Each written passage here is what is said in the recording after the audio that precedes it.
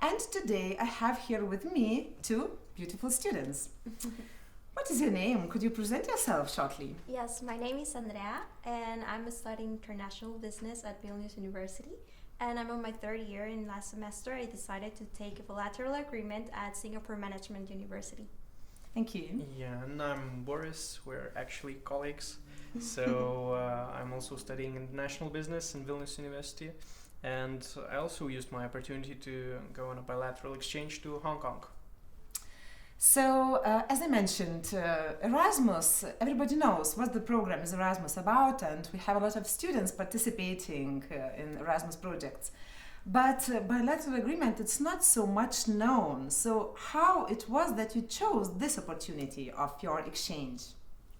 I decided to choose Singapore in this case because I wanted to go something different, and what better to do to Asia, And as well, I will say that because I started with Chinese in Vilnius University, thanks to that I wanted to go and also practice in Singapore.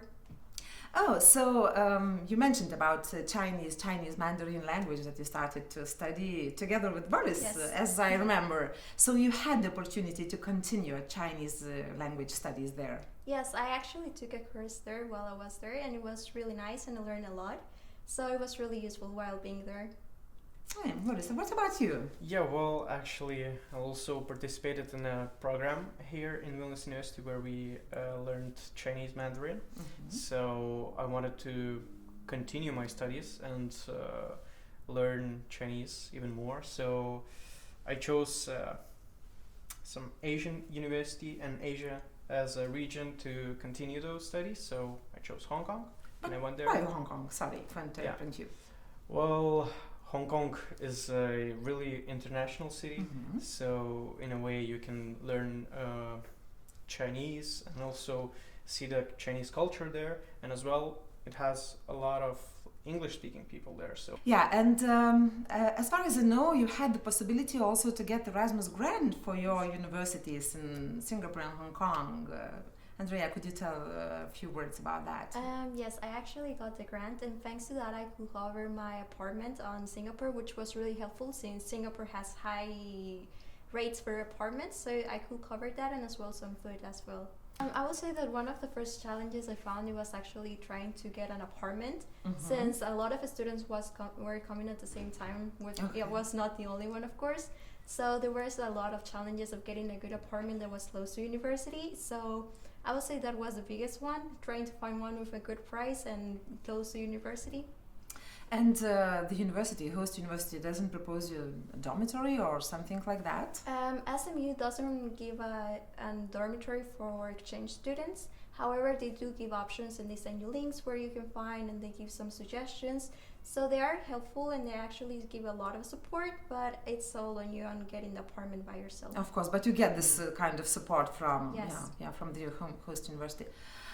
Let's go back to the host universities and for the studies, as of course we like exchange for traveling as well, knowing the culture and so on. But you went there for studies.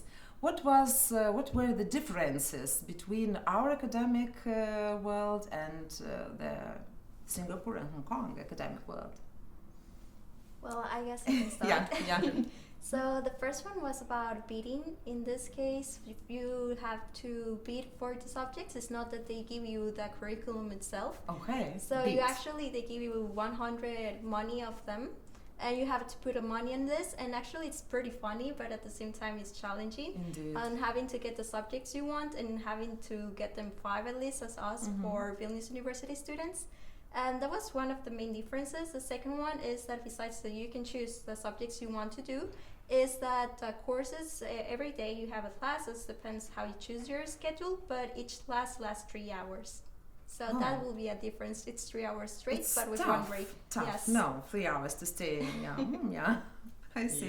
Yeah, and in Hong Kong it's pretty much similar like here. Like they have lectures and seminars, but they call seminars not seminars, but tutorials.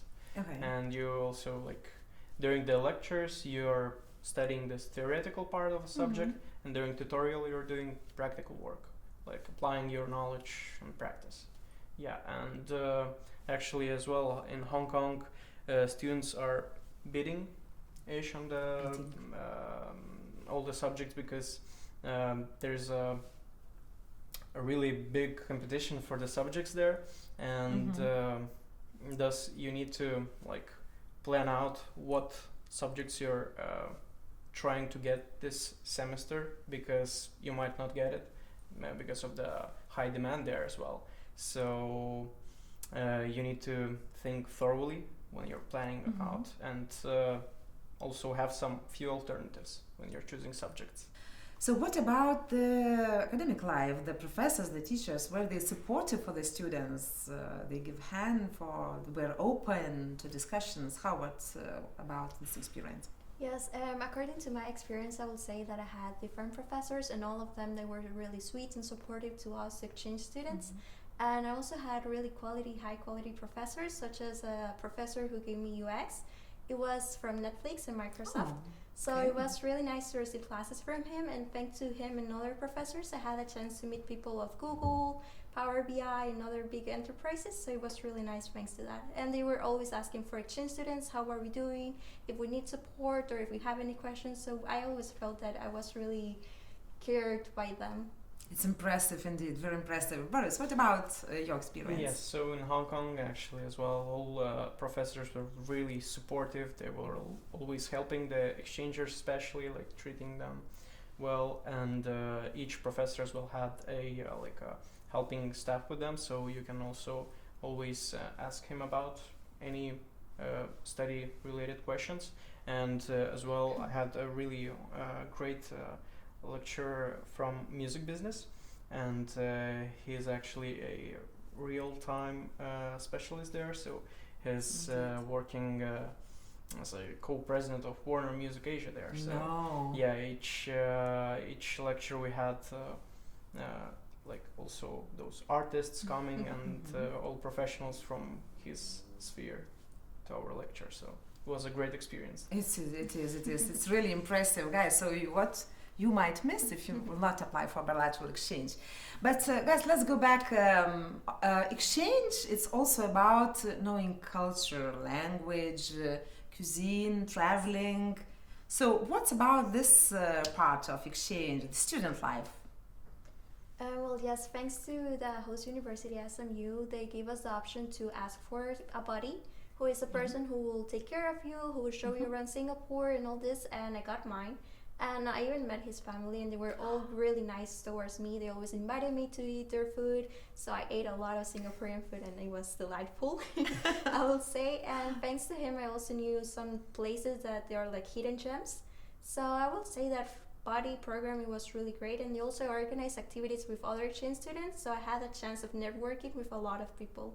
Indeed, yeah, impressive. Yeah, and on the topic of food, well, Asian Chinese cuisine is really rich. They have a lot of different food, and I've tried out the Cantonese style food, so it includes dim sum, and one of the most favorite things I've tried there was actually this char siu. It's like a barbecue pork made in Cantonese style, and as well from the desserts, it was a egg tart. It sounds simple, but it's a really nice dessert. I recommend it to try. Yeah, I would say that also in Singapore there were delightful plates. We had the Hainanese chicken rice, we had a satay, and we also had the egg tarts. It was amazing. It was really good food, and for a good price. Okay, I would like to go to Hong Kong, Singapore. Guys, I think that you should try this experience. And probably some students are watching and still doubting. Maybe I will try Erasmus, not bilateral. So what would you suggest for those who are watching us, and how to encourage them to take the step and go to Asian countries? I'll say that going to Asia rather than another country here, for example in Europe, it actually opens you more the mind. You see other cultures that you wouldn't have seen. They're like totally different from the one you find. So I think that was one of the main motivators I had. And for example, Singapore, it has a lot of different people from different nationalities. They have different temples every street and religions. So it's a really nice thing that you cannot find somewhere else. Yeah, thank you. Yeah, and up to Andrea, just I want to recommend you to try all the things that are possible while you're studying in university, like taking this exchange programs, and especially the bilateral exchange, because it brings way more new experience, as Andrea already said, because compared to Erasmus, you're a bit used to live in Europe, and here all the things are not different as it is different in Asia. Like Asia differs a lot. Yes. From all perspectives, from food to people to culture, everything. So I recommend going farther from the place you're living right now to try out. That was very good. So guys, we will finish with that. Let's go further than you are living right now. So apply for bilateral agreement.